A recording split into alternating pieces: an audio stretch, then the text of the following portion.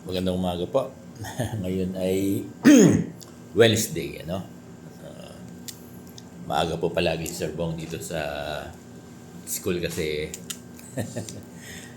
iwasan natin yung traffic. Medyo madilim pa, no? Masyadong mainit tong aral, no? Kaliwat kanan yung mga comments, posts ng dalawang teachers group. At nauunawaan naman natin itong aral. Gusto ko lang magbigay ng karagdagang info pertaining to the orientation of aral. Kasi yung mga principal tapos na yung kanilang orientation At tinatawag itong learning systems reform policies. Pero ang focus nito ay yung 3/4 in a school year o yung 3 term in a school year or yung popularly known as trimester. Sabi naman ni Aztec Jerome, pwede naman daw tawaging trimester, no? Wala naman daw problema. Ngayon, pinag-uusapan ng aral orientation, may mga comment yung mga yung mga teachers group. At yung mga teachers na rin sabi nila kapag daw mga principal, PS supervisors, di ba? Superintendents ay naka-aircon. Tapos kapag mga guro ay sa gym. Kasi kailangan kasi makaskade sa mga guro. Ngayon, kung ikakaskade ng lahatan isang venue, marami talaga. Hahanap talaga ng isang malaking venue. Kasi napakarami ng teachers mga principal konti lang. Sir Bong, pag konti lang ay dapat aircon. Hindi naman. Ang cascading ngayon, ang orientation ngayon ay per school. At ang nagbibigay ng orientation dito sa NCR ay DepEd Central. Kung central office ang nag-cascade, nag-orient sa mga principal, dito sa NCR, DepEd Central din ang mag-orient. Oo. So kaya lang, siyempre, hindi naman mapupuntahan. There are various divisions in the NCR. Ngayon, hindi naman po pwedeng puntahan ng lahat very practical na puntahan lahat. Kasi meron naman tayong technology. Pwede naman talaga 'yon, So ang gagawin ng central office ay magkakaroon sila ng setup sa region. Ito ay sa NCR to At alam ko diyan sa mga other regions ganito rin probably ang inyong setup. Yun na lang gamitin ko. Hirap na pag live. Magse-set up sa region, tapos ipipick up ng mga division. Sabay-sabaw kami rito sa NCR. May 7 bukas na yan. Diba? So yung PID ng region, pipick upin ng division. Then yung division, yung PID ng division, pipick upin ng mga respective schools. Parang walang iniwan sa pay per view. Kaya lang ito, free. Free per view. ang may gastos. Kung mag-install kayo ng LED wall TV para sa mga big school. Kasi yung mga big school, katulad ng Caloocan High School, we are provided with fund for LED wall. Kaya dito sa Caloocan High School, bukas naka-LED wall kami. Tapos may sounds kami na para kami nanonood ng pay-per-view talaga ni Manny Pacquiao.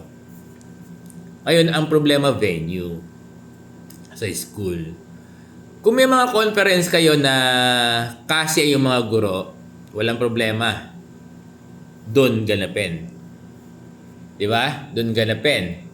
Meron kami rito Rosca Hall. Kaya lang naglo-load lang siya ng 150, 200 masikip na. Nasa 370 yung mga guro namin. So kung hindi pupunta lahat at kalahati hindi pupunta, pwedeng sa Rosca Hall. Pero kung pupunta lahat, matutuloy doon kami sa covered court. Yun nga lang, medyo may kainitan. Ito yung sinasabi ng mga teachers group. So yung mga walang conference hall na aircon, mapipilitan sila sa mga covered court kasi marami sila, no? Or kung meron sila mga conference hall. So, ganun ang mangyayari. Sa NCR, bukas ang cascade, ang orientation. Bukas ang orientation sa NCR. Ano to? Simultaneous to. Nagigat ba? Magkakaroon ng setup ang central office sa region. Pipick upin ng division. Ito yung pagkaka-relay sa amin kahapon sa aming meeting with our SDS sa aming division. Then, from division, pipick upin namin yung feed nila via internet. So, ganun ang mangyayari. Ngayon, alam to lahat ng region ay magkakaroon nito.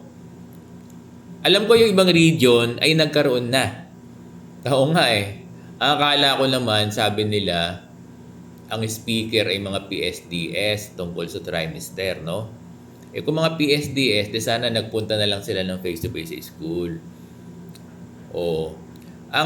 Hindi ko lang alam sa ibang division kung PSDS nga. Pero dito sa amin kasi, it's the central office. So ngayon, yung mga attend ng F2F, sa bagay, hindi ko lang alam sa iba yung mga attend ng F2F, pero lahat ng guro, lahat ng guro ay magkakaroon ng lahat ng guro. Buong Pilipinas buong Pilipinas. Across the board to. Magpa-participate dito sa orientation ng trimester o yung learning systems reform policies ng DepEd ay bibigyan ng 600 pesos. Meal and transpo allowance, pero babawasan ng tax. Yan. Pero konti lang naman siguro ang tax. Baka meron pa matitirang 600 plus. 500 plus. So, nagiget?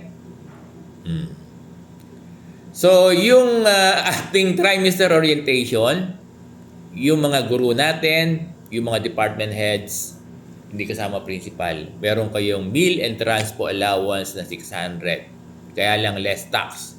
Across the board, buong Pilipinas yan. Kaya lang hindi pa muna ibibigay sa ngayon. Inaayos pa ng mga division office nyo. Nasa diskarte pa ng mga division office nyo kung paano ibibigay. Pero dito sa amin, inaayos na dahil pinapayagan yung front load. Kaya dito sa amin, baka madali lang. Baka this week lang din ay makuha na ng mga guro yung 600 o next week. Kasi pwedeng mag-front load para dito. Sa ibang paano po yung mga nasa abroad, nasa probinsya?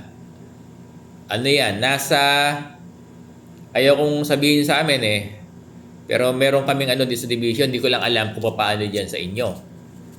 Oo. Hindi ko lang alam kung paano yung handling ng mga division superintendent nyo. Pero dito sa amin, maganda. Kasi merong mga nasa probinsya, no? Meron mga nasa abroad at paano may mga sakit.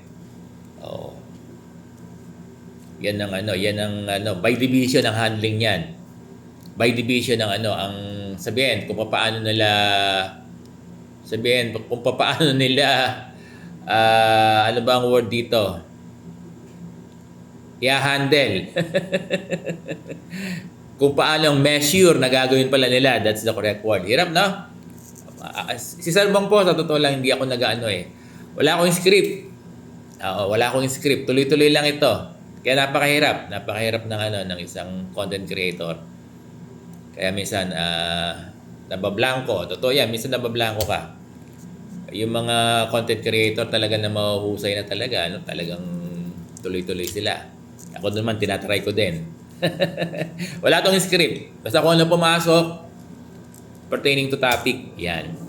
So, ganun So, lahat ng guro across the board ito Dear teachers, department heads, not the principal, wala kaming 600. May 600 pesos kayo, no?